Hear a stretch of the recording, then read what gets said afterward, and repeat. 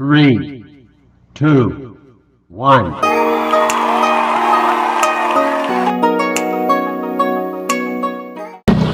Yon, what's up sa inyo mga kabiyahe? Ito nga pala ang Kabiyahe Nyo TV, kabiyahe ng nanay, tatay, tito, lola.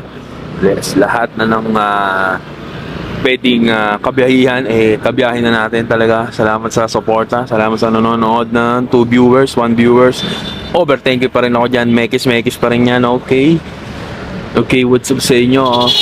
And laging sinasabi ni kabiyahe is pray before you start your engine and pray after your biyahe.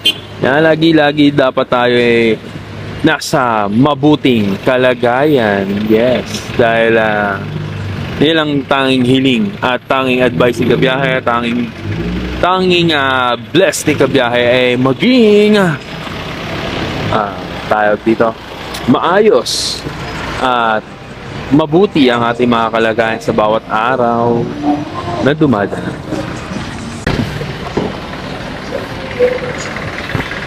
Yung naglagay na tayo ng mask para di tayo makakilala sa ating mga vlog. Dahil tayo ay nagkukubli sa ating tunay na pagkatao. Dahil tayo ay si Kabiyahe TV. Magandang araw sa inyo lahat. Magandang gabi. Ang oras po natin ngayon is 11:08 PM. Sana Hindi ka namin madisgrasya yun. Sino? Gago yung sinundan namin, biglang lumiko. Yung pag-signal, pinagsabay niya ba? Oo. Ah, Kaya huwag ka masyadong tututok. Mga kamote yung rider o kotse. sasakyan, inupa. Gago yung driver na yun. Mga kamoting rider. Wala siya doon, numinto siya. Numiritso namin, nagmamadali din si pasayro ko. Kamuti talaga, yung pag-signal niya ng gano'n, sabay liko. Eh siyempre, bumilo ako pakanan siya. Muntik talaga, buti na tabi ko pa ng konti. Sana nakaprino rin siya, kung hindi, sakit talaga kami.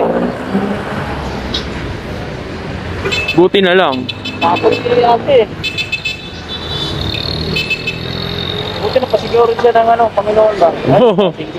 Oo. Mabilis kayo nun. Medyo mapilig, binilisan ko. Putak. Buti na tapi ko kunti. Natabi ko ng pakanan. Kasi kung hindi, gari talaga. Nakaprino din naman siya. Kaso ang mali niya, pag signal niya, sabay liko na. Oo. Pinagsabay pa yung signal light. Baka lumagpas din yon. Tingin ko lumagpas din siya. Alanganin siya. Oo, alanganin. Dapat dinaretso na lang niya, saka siya nanabi. Hindi, Saka siya bumalik. na lang siya, nagminor siya. Minto siya na, hindi siya tumingin muna sa mirror. Wala. Kamote na Nakalayo-layo lang, minto pa rin sila. Siguro pinagalitan ng asawa yun. Wala mang. Minto pa rin sila, tinignan ko. Nakahinto pa rin sa gitna pinagalitan ng asawa yun. Nagulat. Oo.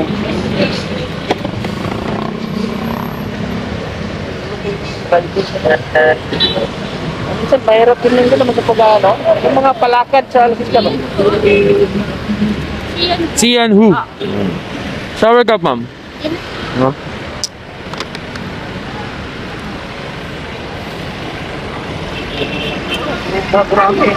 Ayan na. At sa'yo. Dami yan. So, yun mga kabiyahe, na-pick up na natin si Madam sa may Pasay. Papuntang Pasay din. Puro gurame ang nakukuha natin ngayon or mababang fare, but it's a 100 plus pa rin naman. So, okay lang. Example na lang natin kung napakadaming 100 plus. So, sa 10, 1,000 na.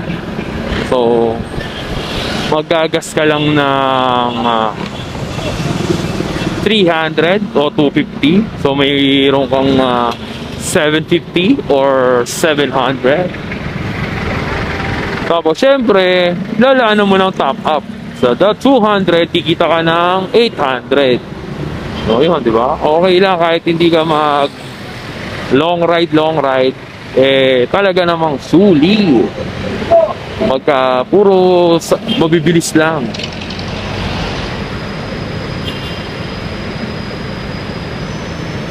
Yan na nag-drive ba? Yun.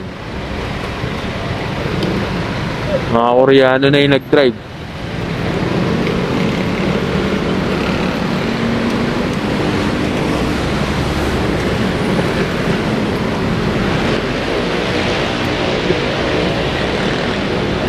Yan. Araw natin is Sunday. Sunday, 11:13. Medyo umuulan ng bookings ngayon dahil nga Sunday. 'Di ba? Labasan ng mga manginginom at mga walwalero at walwalera. Siyempre kasama na din yung mga foreigner diyan, mga Korean. 'Di ba? Tapos, siyempre, medyo wala pang booking. Ang booking niyan, pag gantong araw, mamaya pa mga alas 2, alas 3, alas 4. Yan, kasi uwian na yan, siyempre. Tapos na mag-inuman, magsaya, at mag-happy-happy. Then, babalik na naman sa normal na araw. Diba? Sa isang mahabang linggo, kung 5 days ka nagtatrabaho, 6 days, syempre, kailangan merong isang araw na talaga namang magwawalwal at magpapakalasing tayo. Cheat day kung tawagin sa mga nagda-diet, di ba? Cheat drink. Kaya, dapat drink moderately pa rin, syempre. Di ba? Lagi tayo magtitira sa ating pag-uwi. Dahil nakaabang lang ang mga kasundo mo, di ba? Joyride, di ba? Nakaabang lang yan, nakaabang lang kami. Dahil talaga namang kakasunduin ka namin kahit ikaw ay nakahiga na sa iyong pinupwestuhan.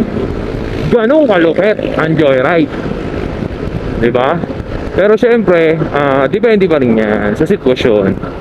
Dahil di naman pwedeng magsakay ng sobrang lasing na, di ba? Kailangan meron ka pa ring natitirang konti na pagkatino. Pero konti lang, kahit mga 1/4 lang ng pagkatino mo, di ba? 3/4 na yung pagkawalwal, okay lang yun. Basta ang mahalaga, happy ka.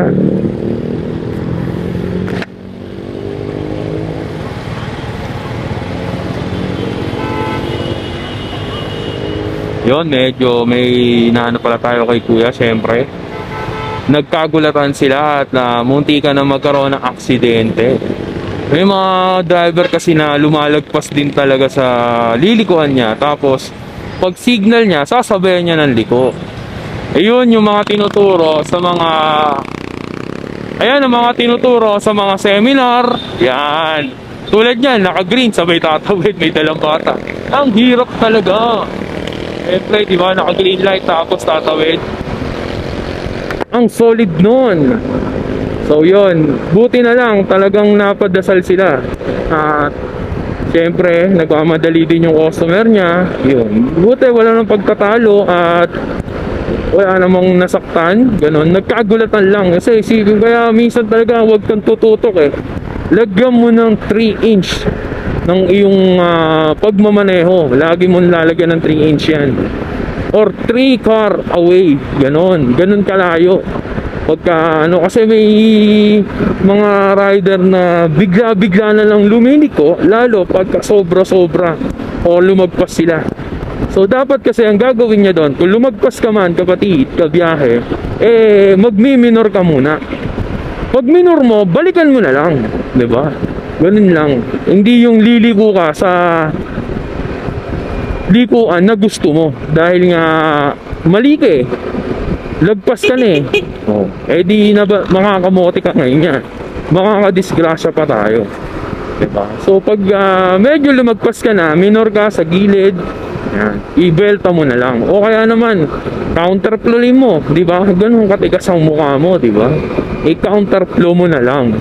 Diba, kabiyahe? Tama, diba? I-counterflow mo pag lumagpas ka na sa lilikuan. Ganon katindi. Yan. Kaya lagi ride safe lang palagi. Yan. Lagi tayo magdadasal.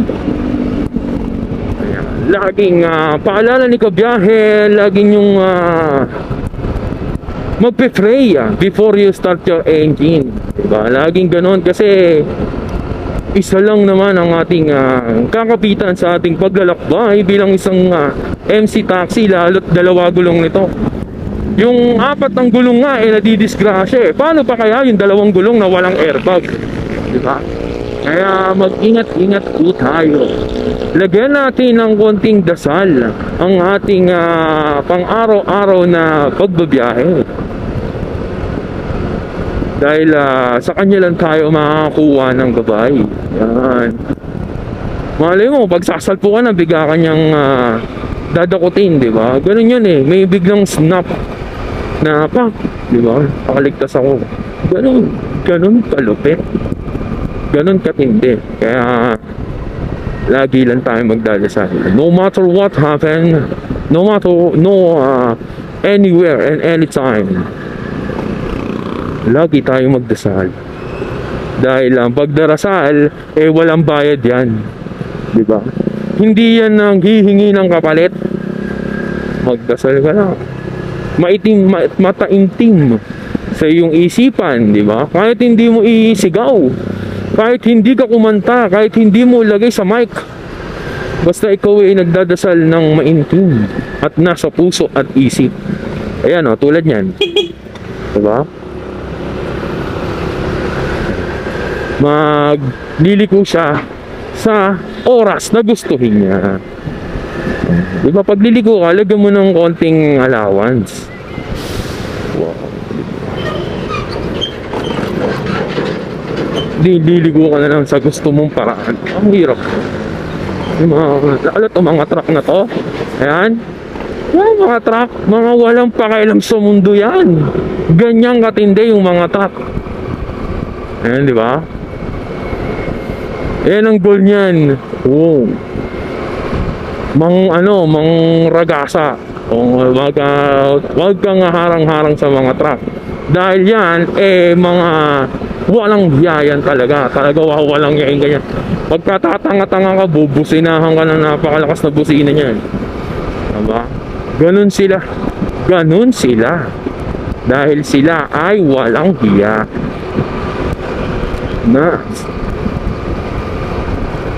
Binabagtas ngayon natin Ross Boulevard. Napakaganda ng Ross Boulevard pagkagabi. Kasi pagka umaga medyo masikip, traffic yan. Pero pag sa gabi talaga namang napakaganda. Ang pangit lang dito yung daanan, diba? Buo sira.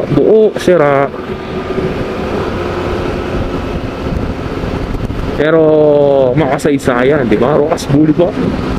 Dati pangarap ko lang pumunta dito. Ngayon nagsasawa na ako, pabalik-balik dito eh. Pero mas gugustuhin ko yung Ross Boulevard dati, mga 1980, 1990, mga ganyan. Talaga namang maayos na maayos. Siyempre ngayon malinis ang karagatan. Dati kasi madumi. Pero wala masyadong basta mas maganda, classic.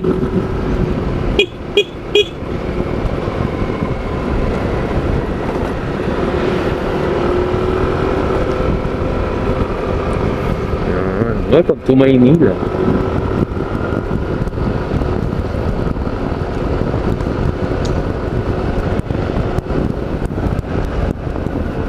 Going to Malate tayo, Malate.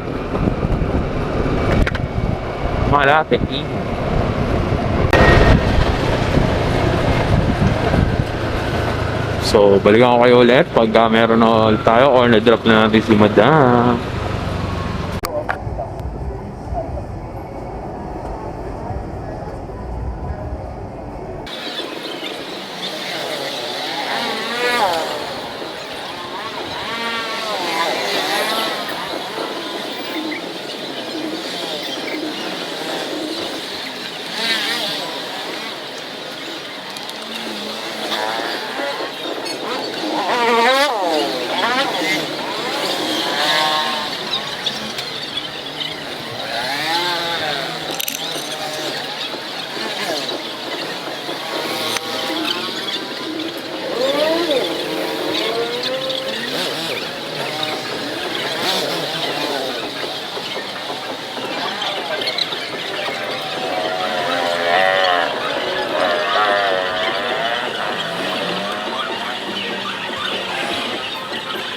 Meanwhile.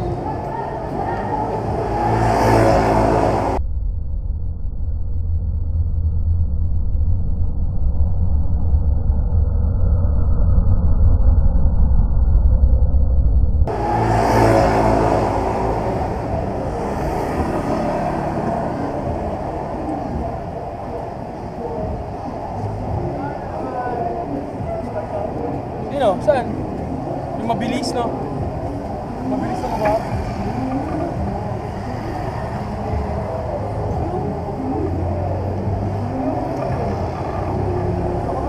Mabilis na ata ako to. Tempo.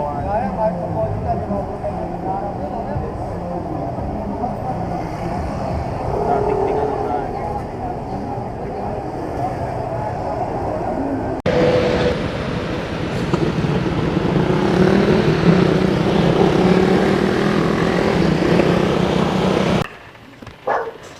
Oops. Oops, tricycle. Dahil ikaw ang last ko na customer, meron akong pizza sa'yo. Kuha ka lang dyan, daming ayaw kumuha eh. Ayaw ko ba sa kanila? Para sa kanila lahat yan. Tapos pa dapat yan? Eh wala, ayaw kumuha. Sayang naman. Tatapon ko na lang yan. Change ko yan. Then ako last week. Kahit ano.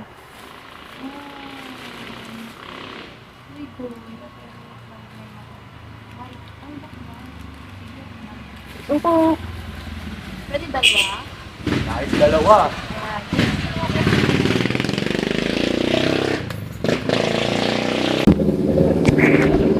Yan. Meron pa tayong last na treat or treat na nabigyan, no? So, ayaw nila kasi, para sa kanila naman yon. So, yes, tapos na ating Halloween special treat or treat. So, tayo ay babachi na.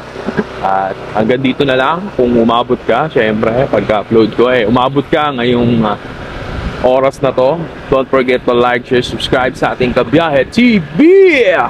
Kabiyahe TV nagsasabing matulog ng maaga para magising ng maaga. Pray before you start your engine and pray after your biyahe. Pagdasal natin kung ano meron tayo at kung ano ang biyahe na natanggap natin at pag-uwi natin sa bahay ng ligtas. At ride safe lang palagi. Joyride lang ang sakalam. And peace out.